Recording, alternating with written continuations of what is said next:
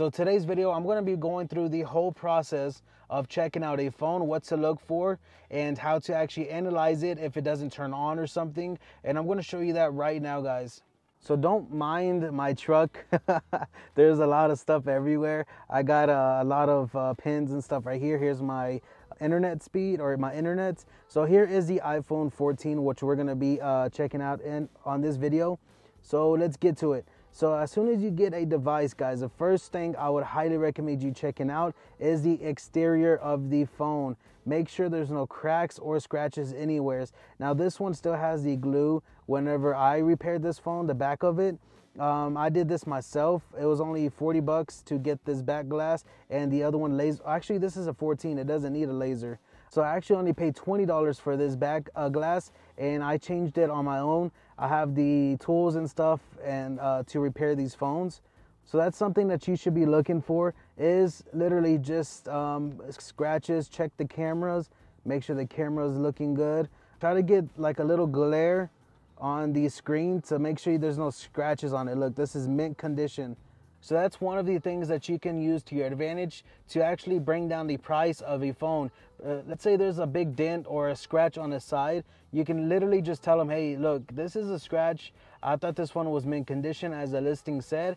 And I honestly am going to have to take off some money or something because I don't want a messed up phone. You can easily, make something up, guys. This is your business. This is your money. And it all depends on to you how much you want to deduct and how much profit you want to make from buying these phones. So the next thing I would check out when buying these phones, make sure that there is no passcode on these devices. And if there is one, make sure to take it off before you leave the meeting or the meetup spot or whatever you want to call it. So another thing to check out, the very first thing that I would highly recommend you guys checking out is this website called SickW. Checking out the website called SickW to make sure before you even start to examine the phone that it is what you guys agreed on. It doesn't matter if it's locked, SIM locked, or unlocked. Make sure that it is actually not reported lost or stolen through iCloud. And so if you check out the iPhone and it is like back to the home screen, there will be like a little eye down here in the bottom right hand corner, and that little eye is going to give you the information. And that is how I make some money, some like $200 or $300 profit literally by these phones. So here we go. So once we checked out the SickW and it is what you guys agreed upon as it being SIM locked or SIM unlocked or carrier locked, even reported lost or stolen, it's going to give you all that information. Now the next thing that we should be checking out immediately is coming over here and making sure that iCloud is off. So the reason why I tell you guys to connect it to the internet is to make sure that it is not MDM locked. So whenever I bought that 12 a long time ago when I barely started in this business, it was MDM, and I couldn't tell because I couldn't click on iCloud to sign into my own account. It was like faded away where you couldn't click on it and actually sign into iCloud. So I connected it to the internet when I got in my truck, and it was actually being tracked by a company, by Hertz, I believe. So the next thing to actually deduct some money from these people is coming down here to battery health, coming over here to battery health and charging, and checking out this max capacity. It is at 89, so pretty soon it's going to actually show up in a message as soon as you turn on these phones and log into it, saying that it needs to be serviced to repair the battery because the battery is draining very quickly. And now with this phone right here, I've been having it for about 2 weeks, I believe. This does have an iCloud Face ID issue. So if we click on right here on General, if we go over here to About, you can see right here where it says Face ID issue right there. That is not a good sign, just because people might want to use Face ID. But if you sell it locally, guys, people don't check none of this stuff out. Now, I can't really show you underneath this because it's actually connected to one of my lines. But you can see right there where it says carrier locked, SIM, no restrictions.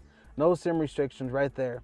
So that is going to help you guys out. And you can also check this information by scrolling down, grabbing that IMEI at the very bottom, and going to SickW to check out the information of this phone to make sure it's also carrier unlocked, which is going to say unlocked under SIM restrictions. And I can show you an image of that right now. So the next thing you should check out always whenever buying an iPhone is the camera. Make sure the flash works.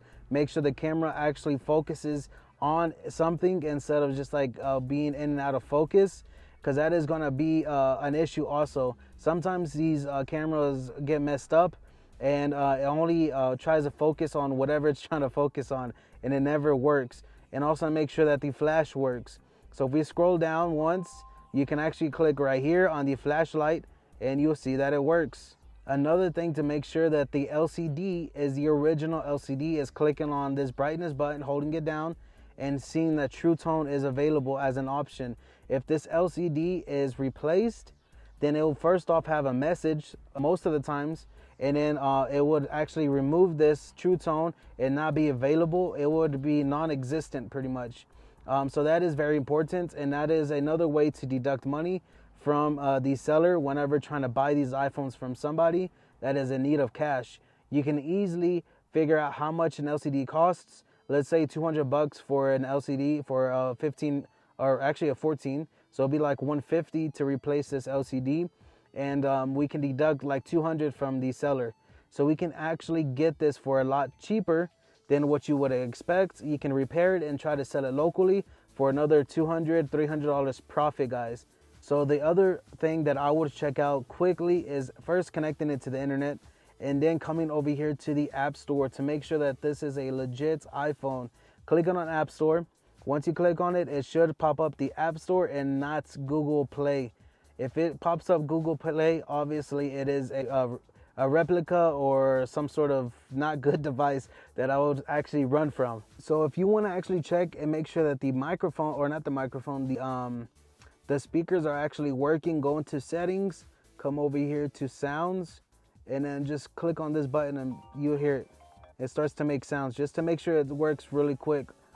There you go. You can check all the buttons to make sure it goes up, volume down, and then this little button right here to remove the sound right there, silent mode. So these are all the things that you should check out. So that's pretty much all the information that you need to know in order to make sure that the iPhones that you're buying are 100% legit, and go based off of your strategy for that specific phone. If you go to a meetup location and the phone is actually cracked on the back, because this happened to me a couple of times where it's like a small little crack right here. The seller tells me it doesn't hurt the functionality of the phone, but I'm like, hey, would you like to buy a broken phone from somebody else? It just depends on the strategy and how I talk to them in person. So I deduct around, let's say, $60-70 to repair the back. And you know, I repair this for like $20, $40 max. Also with the LCD, if you see like a big scratch down the middle or something, even like a little black dot, that means the LCD is going bad.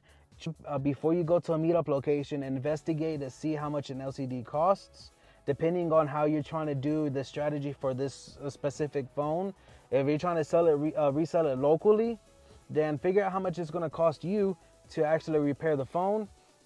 Let's say it's gonna cost me $150 to repair the screen. I'm gonna deduct $200 from whatever price that we agreed on.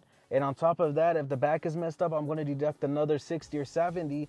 And I just made, because I know the back is gonna cost me $20, I just made $40 off of the back. And I just made another, let's say, $50 off the front. And on top of that, I just made the $100 by just buying the phone the way it is. So that's already $200 profit off of one phone. Let's say I paid $100 for this, and it's only going to cost me $100 to repair it, or $60 or $70, whatever number you want to put in your brain. Then the rest of it is pure profit, guys. That's how you check out a phone before you actually buy it. It takes you a couple minutes. All this stuff that I show you, I can do it real quick. Just make sure everything works. I can show you real quick. Just click here, go over here, check out the sound, back out of it, come over here to App Store, make sure App Store is working, and then come over here to the settings. I'm doing it through the camera of my phone, so I can't really see that well. Go back, make sure iCloud, I can click on iCloud, come back over here to general, check out the about, make sure it says no SIM restrictions, come over here to battery health. It's very quick, guys. It's a very quick process. It's almost like second hand. It's almost, how do you say it? It's like tying your shoes. You do it without even thinking because you've done it for so long. And that's how I do it. I just make sure the volume works. I make sure the actual flash is working. Make sure the cameras are working. I click record and hear the audio of the cameras. And I also take a picture and just examine the picture, make sure it's legit. And it takes me about 5 minutes to do all of this. And I even have my Wi-Fi thing right there just in case I need to connect it to Wi-Fi quickly. I always have Wi-Fi turned on in my truck.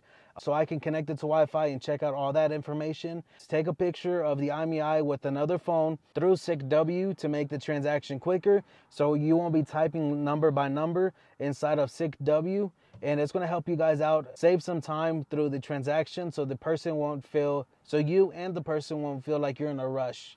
So I hope you enjoyed this video. Make sure to give it a thumbs up. Make sure to comment down below if you guys have any questions. Make sure to subscribe to my channel if you want to learn how to make money online. And until next time, guys, peace.